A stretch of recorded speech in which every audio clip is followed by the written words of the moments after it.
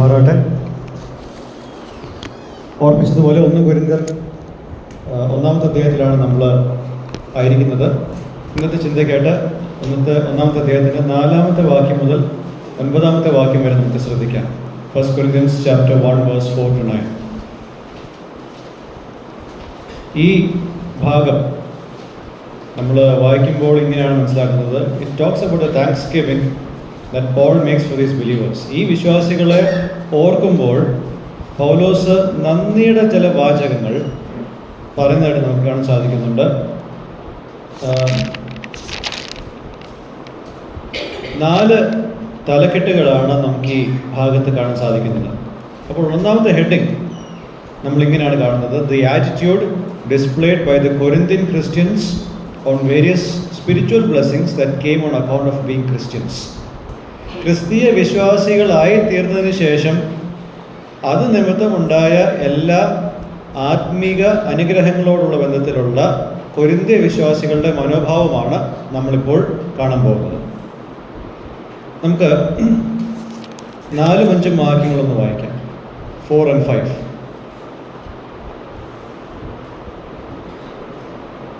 നിങ്ങൾക്ക് ക്രിസ്തുവിൽ നൽകപ്പെട്ട ദൈവകൃപ നിമിത്തം ഞാൻ എൻ്റെ ദൈവത്തിന് നിങ്ങളെക്കുറിച്ച് എപ്പോഴും സ്തോത്രം ചെയ്യുന്നു.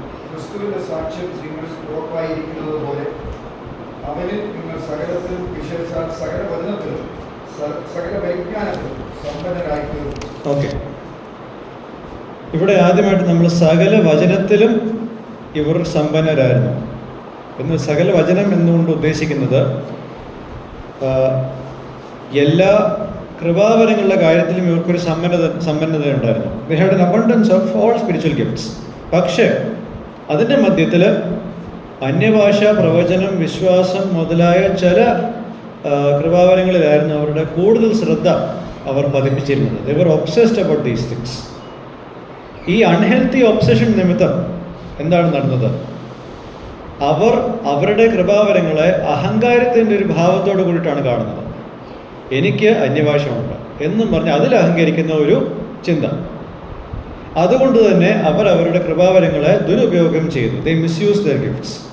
അവരുടെ ഒരു ധാരണ എന്താണെന്ന് വെച്ചാൽ അവർ ഇതുകൊണ്ടാണ് അങ്ങ് ജനിച്ചത്. വീണ്ടും ജനിച്ചതെന്നല്ല, അന്യഭാഷ കൊണ്ടാണ് ജനിച്ചത്, പ്രവചനം കൊണ്ടാണ് ജനിച്ചത്. അങ്ങനെയുള്ളൊരു മനോഭാവം അവരുടെ ഉള്ളിൽ വന്നതായിട്ട് നമുക്ക് കാണാൻ സാധിക്കുന്നുണ്ട്. And that it was produced from within themselves. അവരിൽ നിന്നും ഉളവായ കാര്യമായിട്ടാണ് അവർ കണ്ടത്. അവരുടെ കഴിവാണ് അന്യഭാഷ, അവരുടെ കഴിവാണ് പ്രവചനപരം എന്നൊക്കെ. പിന്നെ നമ്മൾ കാണുന്നത് സകല ജ്ഞാനത്തിൽ അവർ സമ്പന്നരായിരുന്നു. ജ്ഞാനം എന്നുള്ള വാക്കുകൊണ്ട് നമ്മൾ ഇവിടെ ശ്രദ്ധിക്കുമ്പോൾ 2 കാര്യങ്ങളാണ് നമ്മൾ മനസ്സ് വരേണ്ടത്. ഒന്ന്, ദൈവത്തെ പറ്റിയുള്ള എല്ലാ ശരിയായ അറിവും അവർക്കുണ്ടായിരുന്നു. They had all the correct things that they knew about God. ഒരു വിഗ്രഹത്തിന് ഒരു റിയൽ എക്സിസ്റ്റൻസ് ഇല്ല എന്നുള്ളതും യഹോവ അല്ലാതെ വേറെ ദൈവം ഇല്ല എന്നുള്ളതും അവർക്ക് അറിയാം. 8-ാമത്തെ അധ്യായത്തിൽ നമുക്കത് കാണാൻ സാധിക്കുന്നൊരു കാര്യമാണ്. പ്രത്യേകിച്ച് ഒരു ബഹുദൈവ വിശ്വാസത്തിൻ്റെ പശ്ചാത്തലത്തിൽ നിന്നും വന്ന ഈ കൂട്ടർക്ക് ഇങ്ങനെ ചില കൺക്ലൂഷൻസിൽ എത്തുന്നത് അതൊരു ചെറിയ കാര്യമല്ല. വിഗ്രഹങ്ങളൊന്നും അല്ല എന്നുള്ളതും യഥാർത്ഥ ദൈവം ഒന്നേ ഉള്ളൂ എന്നുള്ളതും നല്ല കാര്യം തന്നെ. പക്ഷേ വിഗ്രഹാർപ്പിത ആരാധന എന്നുള്ള വിഷയം വന്നപ്പോൾ ഇവരുടെ ഈ അറിവ് അവരെ ചീർപ്പിച്ചു.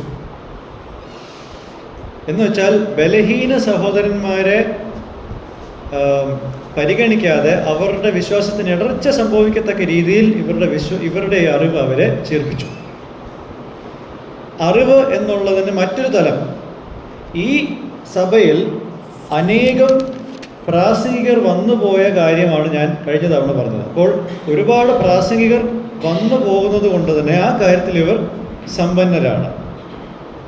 അപ്പോൾ ഒരു ഘട്ടമായപ്പോഴത്തേക്കും പ്രസംഗിക്കുന്ന പ്രാസംഗികരിൽ ഇവർ അവരുടെ വ്യക്തിത്വത്തെ കണ്ടെത്തുകയും അവരിൽ അഹങ്കരിക്കുകയും ചെയ്തു തുടങ്ങി. അപ്പോൾ ഇതാണ് ഇവിടെ നമ്മൾ കാണുന്ന ഒരു കാര്യം. ആത്മീക അനുഗ്രഹങ്ങളോടുള്ള ബന്ധത്തിൽ കൊരിന്ത്യ വിശ്വാസികളുടെ മനോഭാവമാണ് നമ്മളിപ്പോൾ കണ്ടത്. രണ്ടാമതായിട്ട്, the attitude displayed by Paul on various spiritual blessings that came on account of being Christians. ക്രിസ്തീയ വിശ്വാസത്തിൽ വന്നതിന് ശേഷം ലഭിച്ച അനേകം ആത്മീക അനുഗ്രഹങ്ങളോടുള്ള ബന്ധത്തിൽ പൗലോസിൻ്റെ മനോഭാവം, നമ്മൾ നേരത്തെ കണ്ടത് കൊരിന്തി വിശ്വാസികളുടെ മനോഭാവമാണ്, ഇപ്പോൾ കാണുന്നത് പൗലോസിൻ്റെ മനോഭാവം. ദൈവം തൻ്റെ പരിശുദ്ധാത്മാവിനാൽ കൊടുത്തിട്ടുള്ള കൃപാവരങ്ങളോടുള്ള ബന്ധത്തിൽ പൗലോസിന് ഒരു തുച്ഛ മനോഭാവമില്ലായിരുന്നു. He didn't look down on those spiritual gifts. He didn't look down on the correct things that they knew even though they misused it. കൊരിന്തി വിശ്വാസികൾ ഈ ശരിയായ കാര്യങ്ങളെ വെച്ചുകൊണ്ട് പല തെറ്റായ കാര്യങ്ങളും ചെയ്തു. പല തെറ്റായ കാര്യങ്ങൾ ചെയ്തപ്പോൾ അവരുടെ ഉള്ളിലെ ശരിയായ അറിവിനെ പൗലോസ് തുച്ഛമായിട്ട് കണ്ടില്ല, അപ്പൊല്ലോസിനെ തുച്ഛമായിട്ട് താൻ കണ്ടില്ല, കേഫാവിനെ തുച്ഛമായിട്ട് താൻ കണ്ടില്ല. കേഫാവിൻ്റെയും അപ്പൊല്ലോസിൻ്റെയും പക്ഷക്കാരായിട്ട് കുറേ പേരുണ്ട്. എന്നാൽ ഈ രണ്ട് പ്രാസംഗികരോടുള്ള ബന്ധത്തിൽ പൗലോസിൻ്റെ മനോഭാവം എല്ലായ്പ്പോഴും സെയിം ആണ്. അത് നമ്മൾ 16-ാമത്തെ അധ്യായത്തിൻ്റെ 12-ാമത്തെ വാക്യത്തിൽ കാണും. കാരണം പൗലോസിനറിയാം, പൗലോസിനെ പോലെ തന്നെ ദൈവം ഈ രണ്ടുപേരെയും ഉപയോഗിച്ചാണ് ഈ സഭയെ മുന്നോട്ട് നയിച്ചത്. അപ്പോൾ ഈ കാര്യങ്ങളിൽ പരിഭവം പറയാതെ അതിന് പകരം എന്താണ് താൻ ചെയ്യുന്നത്? 4-ാമത്തെ വാക്യത്തിൽ നമ്മൾ ഇതാണ് കണ്ടത്. He is thanking God always for the grace of God that was given to them in Christ Jesus. ക്രിസ്തു യേശുവിൽ ഇവർക്ക് കൊടുക്കപ്പെട്ട എല്ലാ കാര്യങ്ങളോടുള്ള വിധത്തിൽ, പ്രത്യേകിച്ച് ദൈവകൃപയുടെ പശ്ചാത്തലത്തിൽ കിട്ടിയ എല്ലാ കാര്യങ്ങളോടുള്ള വിധത്തിൽ പൗലോസ് എല്ലായ്പ്പോഴും ഇവർക്ക് വേണ്ടിയിട്ട് എന്ത് ചെയ്യുന്നു? ദൈവത്തോട് നന്ദി പറയുന്നു. In every way they were enriched in Christ in all speech and knowledge. എല്ലാ വചനത്തിലും ജ്ഞാനത്തിലും ഇവർക്ക് സമ്പന്നതയുണ്ടായിരുന്നു. അപ്പോൾ വേറൊരു രീതിയിൽ പറഞ്ഞാൽ കൊരിന്തി വിശ്വാസികൾ ഈ കൃപാവരങ്ങളെ അഹങ്കാരത്തിൻ്റെ മനോഭാവത്തിൽ കൂടി നോക്കിയപ്പോൾ പൗലോസ് ഈ കൃപാവരങ്ങളെ താഴ്മയുടെ മനോഭാവത്തിലാണ് നോക്കിക്കാണുന്നത്. കാരണം ഈ കൃപാവരങ്ങളുടെ ഉറവിടത്തിലേക്കാണ് പൗലോസ് നോക്കുന്നത്. And that is the gospel. കാരണം സുവിശേഷം നിമിത്തമാണ് ഈ കാര്യങ്ങളെല്ലാം ഇവിടെ വന്നത് തന്നെ. That's what defines Paul or differentiates Paul from the Corinthians. And this is sober thinking. ഇതാണ് സുബോധത്തോടുള്ള ചിന്ത. സുബോധം എന്ന് പറയുമ്പോൾ ഇതിൻ്റെ യാഥാർത്ഥ്യം എന്താണ്, അല്ലെങ്കിൽ ഇതിൻ്റെ കാരണം എന്താണ്, അതിലേക്ക് പോകുക. അതാണ് പൗലോസ് ചെയ്യുന്നത്. അപ്പോൾ ഇവിടെ നമ്മളുടെ ആദ്യത്തെ ലെസൺ നമുക്ക് കണ്ടെത്താൻ നമുക്ക് സാധിക്കുന്നുണ്ട്. Often times we tend to be highly critical of both the people who take pride in all the spiritual blessings and also the spiritual blessings that are being misused. പലപ്പോഴും നമ്മളുടെ ഒരു പ്രവണത ചില കൃപാവരങ്ങളിൽ അഹങ്കരിക്കുന്നവരെ നമ്മൾ ഒരുപാട് വിമർശിക്കുന്നുണ്ട്. അതിനോടൊപ്പം തന്നെ ആ കൃപാവരത്തെയും നമ്മൾ ഒപ്പം വിമർശിക്കും. പലപ്പോഴും ബ്രദറൻ സമൂഹം എന്ന നിലയിൽ നമ്മളുടെ പിതാക്കന്മാരെ ഓർത്ത് നമുക്ക് സന്തോഷിക്കാം. ഓക്കെ, പക്ഷെ ചില വ്യക്തികൾ പിതാക്കന്മാരെ ദൈവതുല്യരായിട്ട് കാണുന്നുണ്ട്. ഈ ദൈവതുല്യരായിട്ട് കാണുന്നവരെയും വെറുക്കും, പിതാക്കന്മാരെയും വെറുക്കും. അത് ചെയ്യും. ദൈവം അവരെ സത്യമായിട്ട് വിളിച്ചവരാണ്. അവരുടെ കാര്യത്തിൽ എനിക്കൊരു പ്രശ്നമില്ല. പക്ഷെ പ്രശ്നം ആരോടായിരിക്കണം? അവരെ ദൈവതുല്യരായിട്ട് കാണുന്ന ഇന്നത്തെ തലമുറയോടായിരിക്കണം നമ്മളുടെ പ്രശ്നം.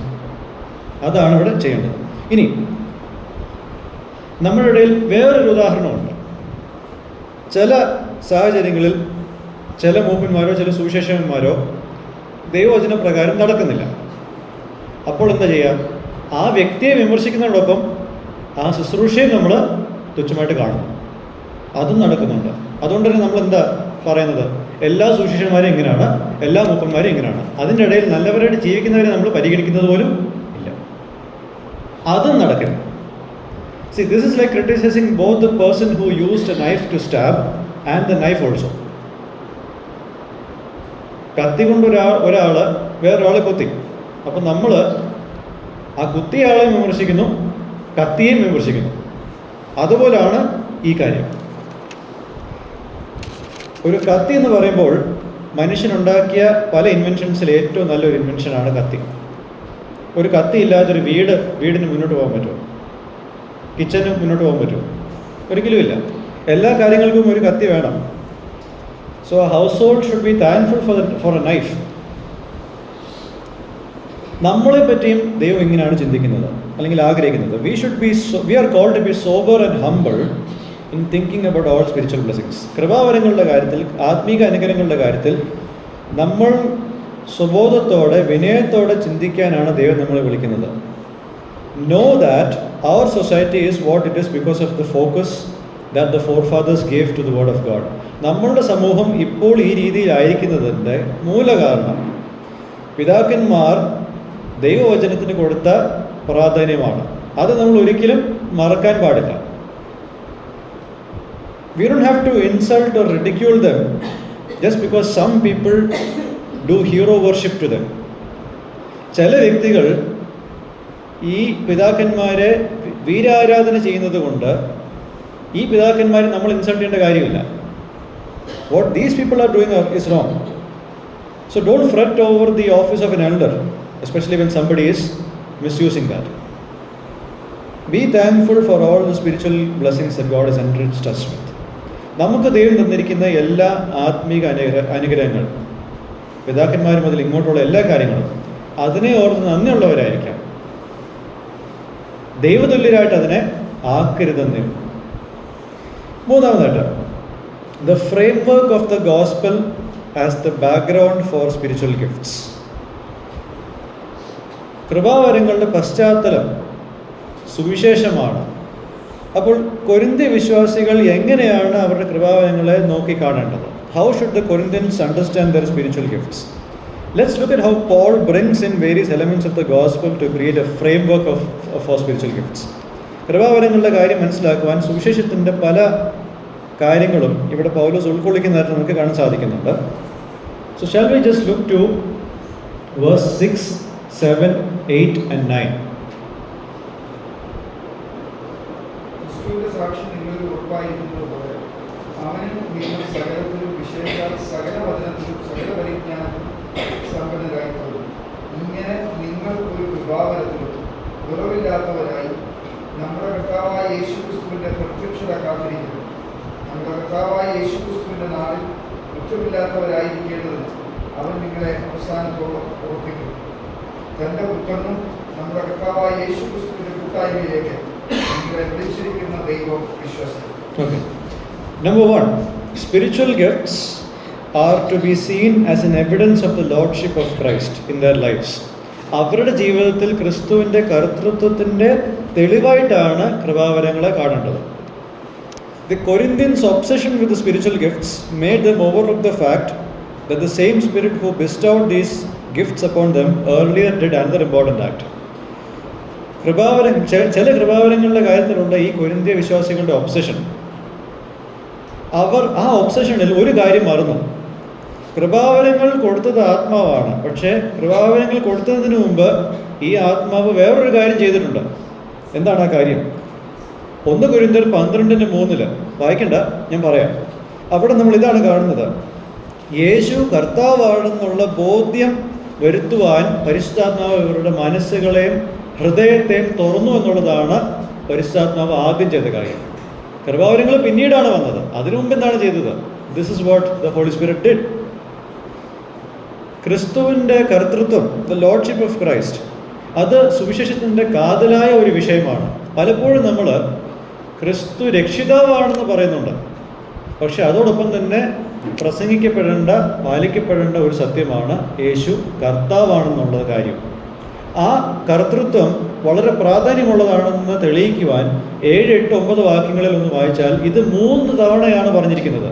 The Lordship of Christ is emphasized by Paul 3 times in verse 7, 8 and 9.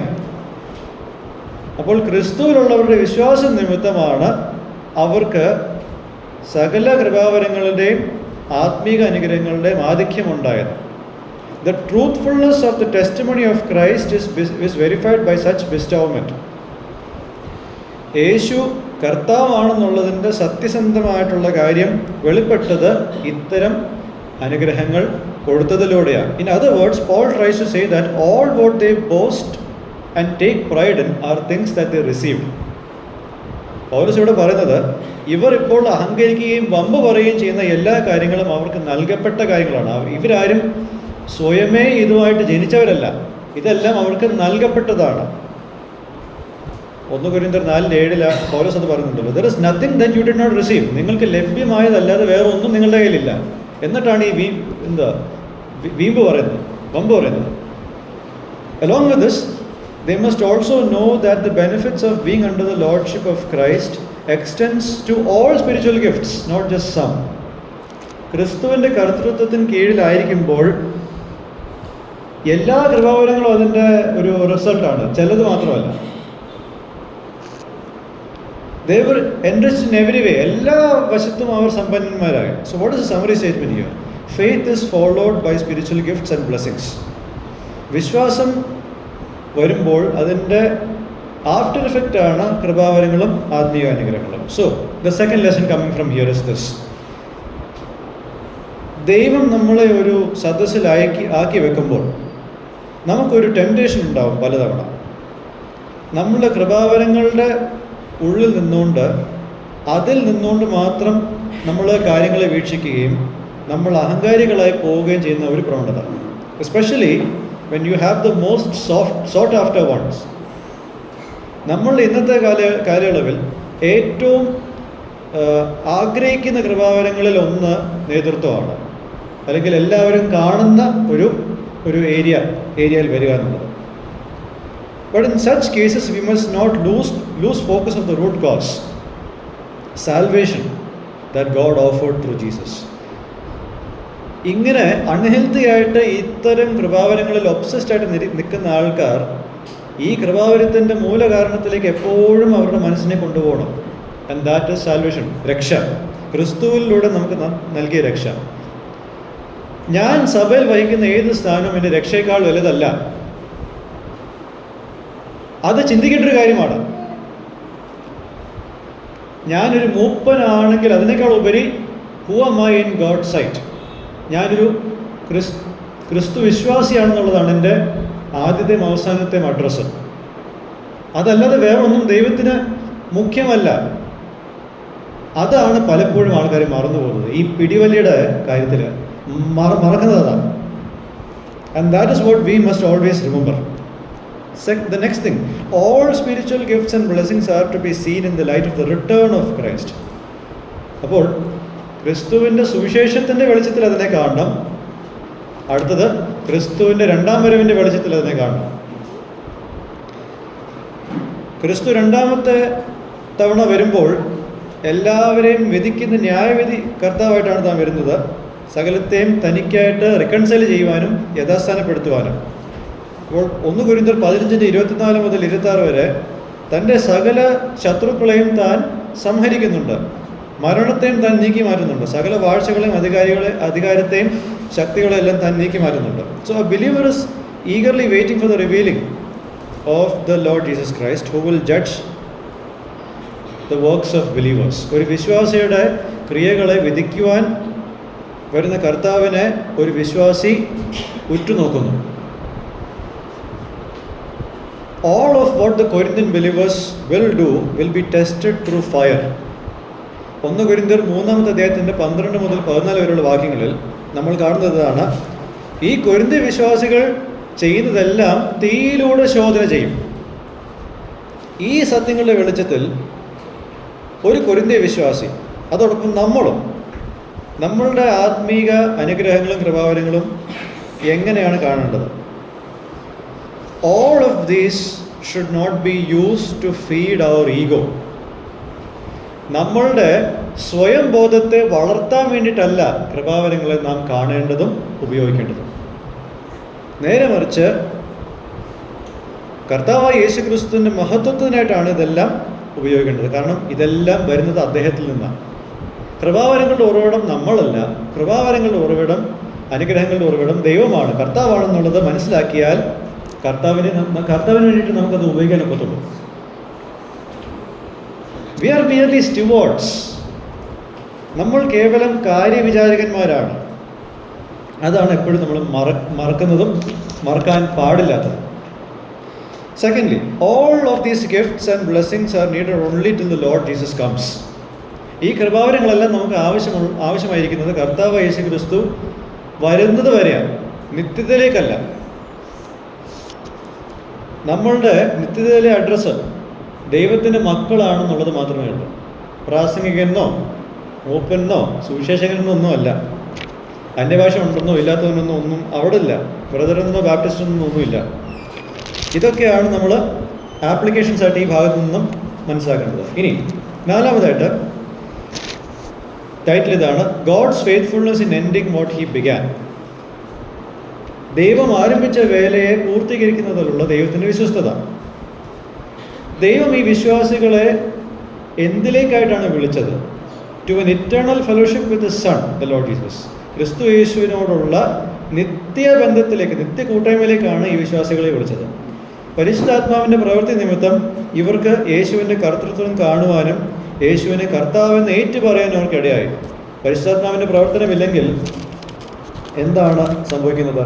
അവർ യേശുവിനെ ശപിക്കും, അല്ലെങ്കിൽ ബലഹീനനായിട്ട് കാണും.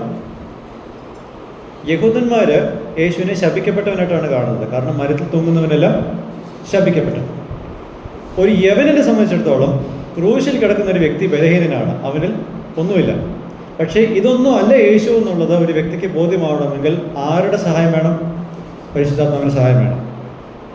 അപ്പോൾ ഇങ്ങനൊരു പ്രവർത്തനം ആത്മാവിൽ നടന്നതുകൊണ്ടാണ് സകല മലിനതകളിൽ നിന്നും സകല പാപത്തിൽ നിന്നും അവർക്ക് ശുദ്ധീകരണം ലഭ്യമായത്. അതോടൊപ്പം തന്നെ അവർക്ക് ഇപ്പോഴുള്ള എല്ലാ കാര്യത്തിലും അവർക്ക് അനുഗ്രഹം ലഭിച്ചത്. ദൈവം ഈ ഒരു ബന്ധം സ്റ്റാർട്ട് ചെയ്തു. ഈ ബന്ധം അന്ത്യത്തിലേക്ക് കൊണ്ടുവരുവാൻ ചില കാര്യങ്ങൾ ദൈവം ചെയ്യും. So what is he doing? There are two objectives to this. അതിന് രണ്ട് ഉദ്ദേശങ്ങളുണ്ട്. ഈ ബന്ധം തുടങ്ങിയപ്പോൾ രണ്ട് ഒബ്ജക്റ്റീവ്സ് ചെയ്യുവാൻ ദൈവം എല്ലാ കാര്യങ്ങളും ചെയ്യും.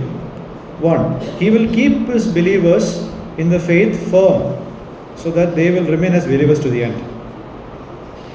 ഈ വിശ്വാസികളെ അവസാനം വരെ വിശ്വാസത്തിൽ കാത്തുകൊള്ളുവാൻ ദൈവം ഇവരെ വിശ്വാസത്തിൽ സ്ഥിരരായിട്ട് വെക്കും. Second, he will keep these believers blameless on the day of the Lord Jesus, because God has called the believers to be holy people forever. ക്രിസ്തു യേശുവിൻ്റെ രണ്ടാം വരവിൽ ഇവരെ നിർമ്മലന്മാരായിട്ട് ആണ് ഇവരെ വെക്കുന്നത്. കാരണം എന്താ? ദൈവത്തിൻ്റെ പരിശുദ്ധ അല്ലെങ്കിൽ വിശുദ്ധ ജനമായിട്ടാണ് ദൈവം ഇവരെ വിളിച്ചത്. അപ്പോൾ അന്ത്യനാളിൽ പാപരഹിതമായിട്ടുള്ള ഒരു അവസ്ഥയിലായിരിക്കും ദൈവം വിശ്വാസികളെ തന്നിലേക്ക് തന്നെ പ്രസന്റ് ചെയ്യുന്നത്. God is faithful to his promise of eternal life.